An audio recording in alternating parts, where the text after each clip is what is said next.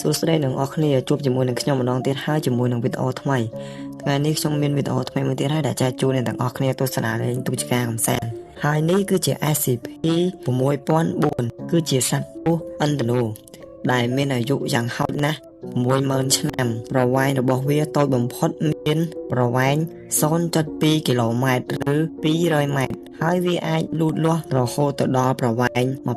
1900 គីឡូម៉ែត្រហើយវាមានឆ្នែងនិងធ្មេញមុតស្រួចហើយអាចបោះខ្លួនហោះទៅលើអាកាសបានហើយ SCP-6004 នេះមានសមត្ថភាពអាចគ្រប់គ្រងអាកាសធាតុនិងការគ្រប់គ្រងសីតុណ្ហភាពធ្វើឲ្យមានព្យុះនៅជុំវិញពិភពលោកហើយសីតុណ្ហភាពអាចធ្លាក់ចុះរហូតដល់2អង្សាសេនិងការគ្រប់គ្រងទឹកធ្វើឲ្យមានរលកសូរ៉ូមិកនិងមានភ្លៀងធ្លាក់ជុំវិញពិភពលោកមិនធម្មតាដូចជាទឹកជំនន់និងគ្រោះជំជួដីនិងការគ្រប់គ្រងអគ្គិសនីការគ្រប់គ្រងថាមពលការគ្រប់គ្រងបច្ចេកវិទ្យាអាចប្រើប្រាស់កាកសំណល់វិសុសកម្មបានហើយវាមានល្បឿនលឿនខ្លាំងណាស់គឺល្បឿនរបស់វាមានរហូតដល់ 2800 គីឡូម៉ែត្រក្នុង1ម៉ោងដែលល្បឿនមួយនេះគឺលឿនខ្លាំងណាស់ហើយល្បឿននេះដែរអាចបង្កើតចេញជារលកយក្សធំនិងរលកសូរ៉ូមិកនិងខ្យល់ព្យុះជាច្រើននៅជុំវិញពិភពលោកដោយ SCP-6004 នេះខ្លាំងពេកទើបគេនាំគ្នាកម្ចាត់ចោលដោយកងកម្លាំងពិសេសចម្រុះសកលដែលហៅថា GOC ក្នុងការសាងសង់អាវុធដើម្បីកម្ចាត់ SCP-6004 នេះចោល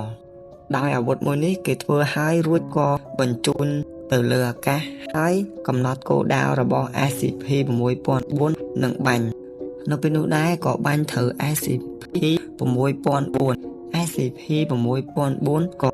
ឈឺចាប់យ៉ាងខ្លាំងនឹងស្រែកការស្រែកមួយនេះដែរដែលអាចបណ្ដាលឲ្យមានការញាប់ផែនដីនិងមានការរំជួលជាខ្លាំងហើយជីវិតទាំងអស់ត្រូវបានស្លាប់ក្នុងរយៈចម្ងាយ300ម៉ាយល៍ក្នុងការផ្ទុះក៏ប៉ុន្តែ SCP-6004 មិនបានស្លាប់នោះទេ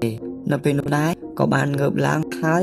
បានហោះទៅលើនឹងកំទេចអាវុធនោះចោលហើយ SCP ក៏បានធ្លាក់មក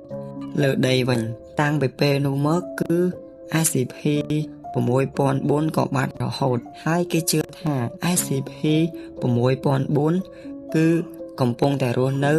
ក្នុងបឹងក្រោមដីដែលជ្រៅ